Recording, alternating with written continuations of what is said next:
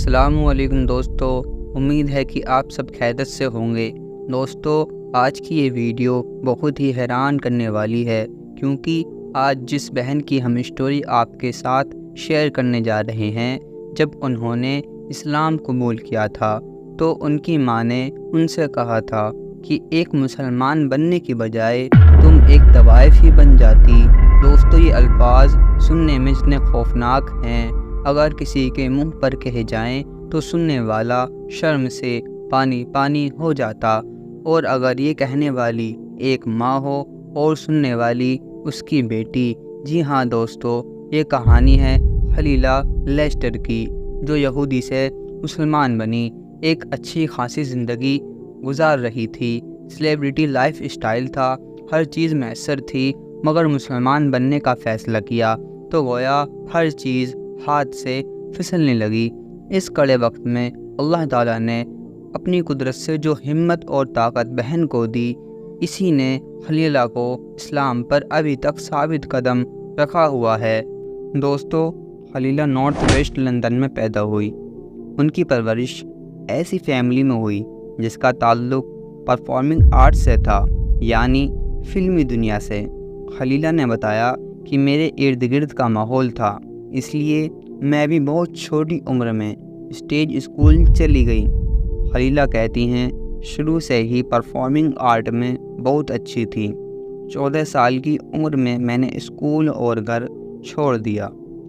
मेरी फैमिली यहूदी थी, हम बिल्कुल मजहबी नहीं थे। मेरे माँ बाप दोनों एक नास्तिक थे, इसलिए मैंने खुद को कभी यहूदी महसूस किया ही नहीं।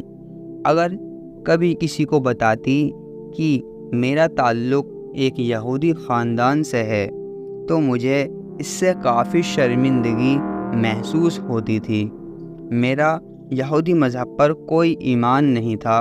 मैंने ईसाईयत पर भी गौर किया, मगर इसको भी नहीं समझ सकी। मुझे समझ नहीं आता कि 3 खुदा एक कैसे हो सकते हैं। मेरा एक खुदा पर ईमान था और मैं उसे पुकारती भी थी। मैं म्यूज़िक इंडस्ट्री में थी और बहुत बड़े बड़े सेलिब्रिटी की मेज़बानी किया करती थी। मैं हज़ारों ऑडियंस के सामने स्टेज पर जाती और यही मेरी कमाई का ज़रिया होता था। बज़ाहिर ये पुरकशिश ज़िंदगी थी, मगर हर चमकने वाली चीज़ सोना नहीं होती, और मैंने इसको जल्दी ही छोड़ दिया। खलीला कहती हैं कि मैं परफॉर्मिंग की दुनिया में थी और उन लोगों को मुसलसल देखा जिन्हें आप स्क्रीन पर देखते हैं, मगर मैंने पार्टी के बाद हमेशा देखा कि कैमरे के सामने हंसते मुस्कुराते ज़्यादातर चेहरे बहुत दुखी और परेशान, कंफ्यूज रहते हैं। मुझे एक पार्टी के बाद का वाक़या याद है। इतनी बड़ी पॉप इंडस्ट्री में वो शख्स बहुत बड़ा सेलिब्रिटी था, जो किसी सड़क से गुजर जाए तो लोग उसे देखकर चीखने लगें। एक मर्तबा वो चलते फिरते एक जगह बैठ गए, जैसे बहुत ही टूट चुके थे। उन्हें देखकर लगा था कि वो ज़िंदगी से हार मान चुके हैं। मेरी उम्र उस वक्त 16 साल थी। मुझे याद है वो चीख चीख कर मुझे बता रहे थे, शैतान ने मुझे घेर रखा है। एक बड़ी उम्र का शख्स जिसकी शख्सियत देखकर आप खो जाते हैं, वो यहाँ बैठा चीख रहा है और अपना ज़हनी तवाज़ुन खो रहा है। मैंने उस लम्हे में सोचा कि ऐसी ज़िंदगी मुझे नहीं चाहिए। शायद यही मेरी ज़िंदगी का अहम लम्हा था, और बदलाव की वजह मेरे दादाजी का इंतकाल भी था, जो उस वक्त हुआ जब मैं 13 साल की थी। ये बड़ा दर्दनाक लम्हा था, क्योंकि जब आपका आखिरत पर ईमान ना हो और जब कोई मर जाए तो जैसे सब कुछ ख़त्म हो जाता है। मगर उन दिनों में बागी थी। मेरा दिल किसी भी अक़ीदे से खाली था।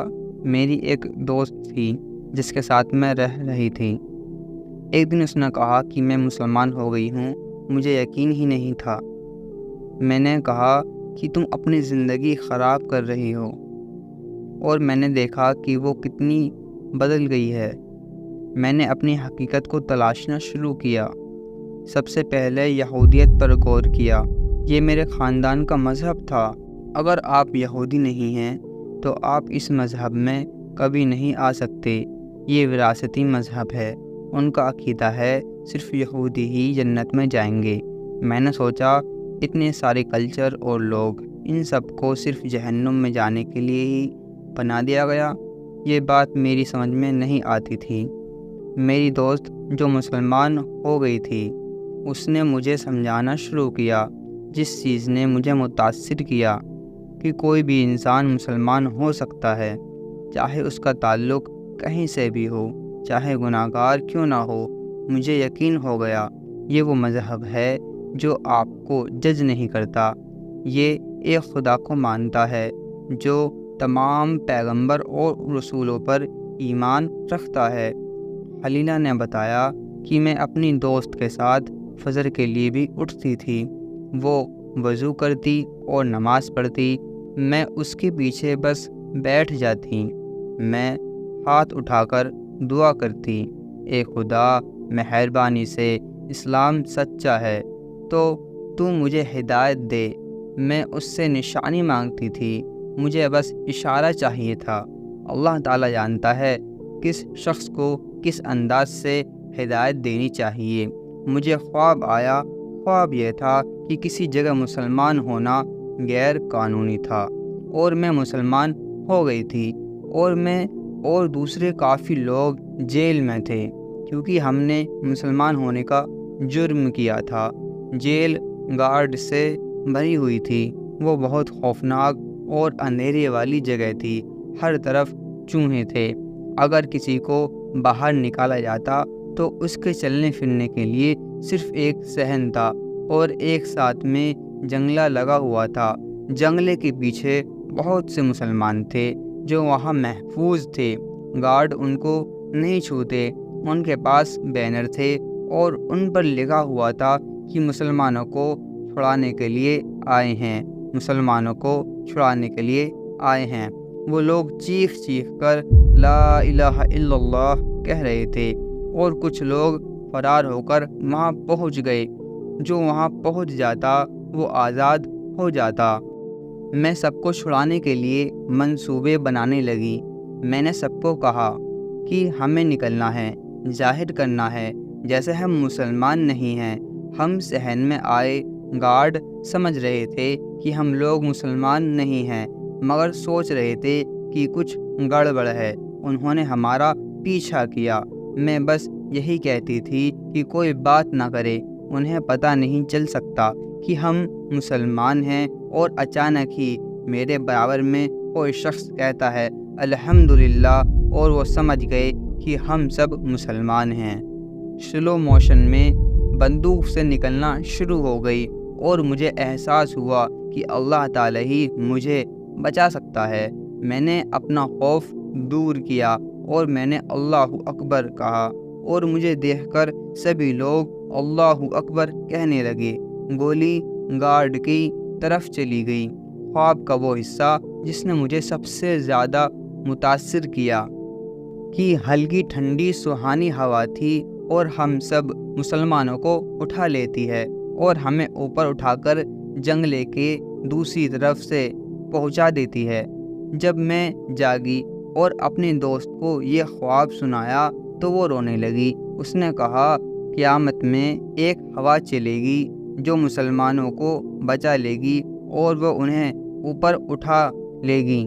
اسی لمحے میں سمجھ گئی کہ یہی سچا مذہب ہے، اور میں نے کلمہ پڑھ لیا، لا الہ الا اللہ محمد رسول اللہ۔